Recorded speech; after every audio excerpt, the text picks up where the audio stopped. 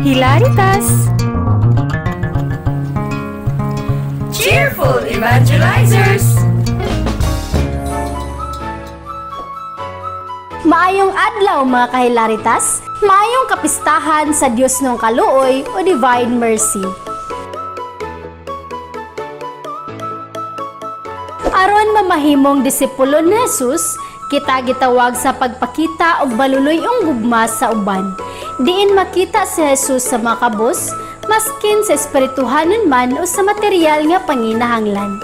Kinahanglan nga kanunay natong higugmaon ang uban ug gipakita ni Jesus kini nga pagpaabot sa tibuok ebanghelyo.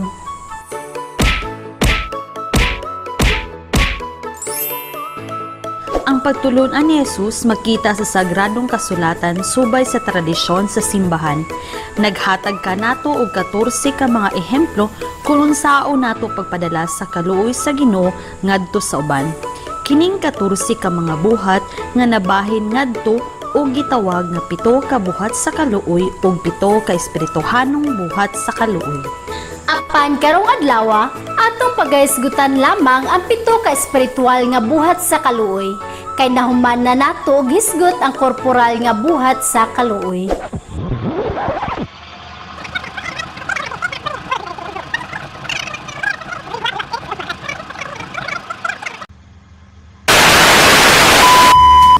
Ang 7 ka buhat sa kaluoy, makit-an diha sa pagtulunan ni Jesus ug hatagan kita og usa ka modelo kung giunsa niya pagtagad ng uban. Ingon nga sila si Kristo. Ang ilang mga buhat pinaagi sa pagkamangihatagon o pagtabang sa atong isig kaingon sa ilang mga panginahanglanon. Sila nagtubag sa panginahanglanon sa tao, samtang kita nagpanaw kauban niini nga kinabuhi.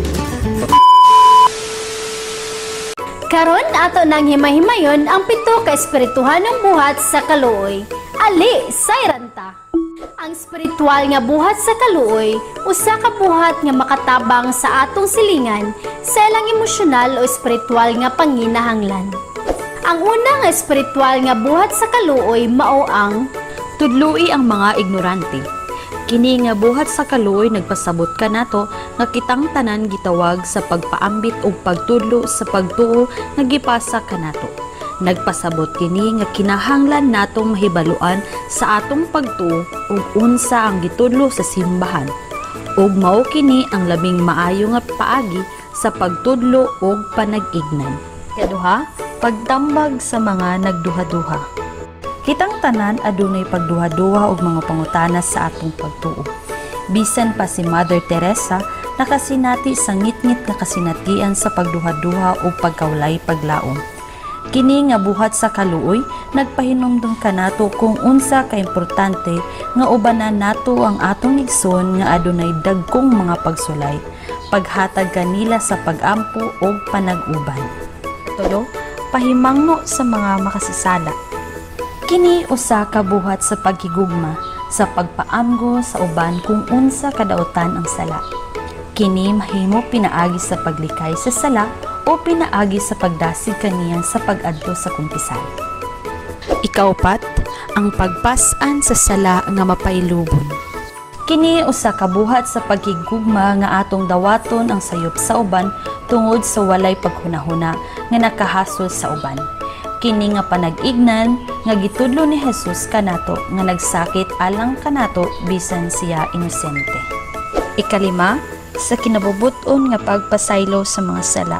Kini nga buhat sa kaluoy dili mabulag nagihikot uban sa mapailobon nga paglahutay sa sayop nga buhat. Ang pagpasaylo kinahanglan og taas nga panahon. Ubisan pa ang usa dili mobati sa hingpit nga kalinaw kauban ang uban. Ang tinguha sa pagpasaylo mao ang sinugdanan sa dalan sa hingpit nga kapasayloan. Sa ingon pa ni Jesus, kay kung pasayloon ninyo ang nakasala kaninyo, pasayloon usab kamo sa inyong amahan nga tua sa langit. Ikaunom, ang paghupay sa mga nagsakit. Kini nga buhat sa kaluoy mao ang pagtabang sa laing tao sa bisan unsang klase nga pagsubo. Ug paglikay sa pagbuhat sa bisan unsa nga way hinungdan nga makadungag sa kasubo sa uban. Ikapito, pag-ampo sa buhi o sa mga minatay. Makita nato nga ang labing importante nga bahin sa buhat sa kaluoy ang pag-ampo. Ang pag-ampo mao'y usa ka gamhanang pagi nga kita makasuporta o makatabang sa uban, buhi man o minatay. Sama sa gingon ni Papa Francisco, himua ang simbahan niya kanunay nga usa ka lugar sa kaluoy ug paglaom. Din matag usa ka nato, gidawat, gihigugma o gipasaylo. Kung kita nagkinabuhi nga maluluyon, makita sa uban si Kristo pinaagi ka nato. Let us continue to be a disciple of Jesus, who are full of mercy and love for our brothers and sisters.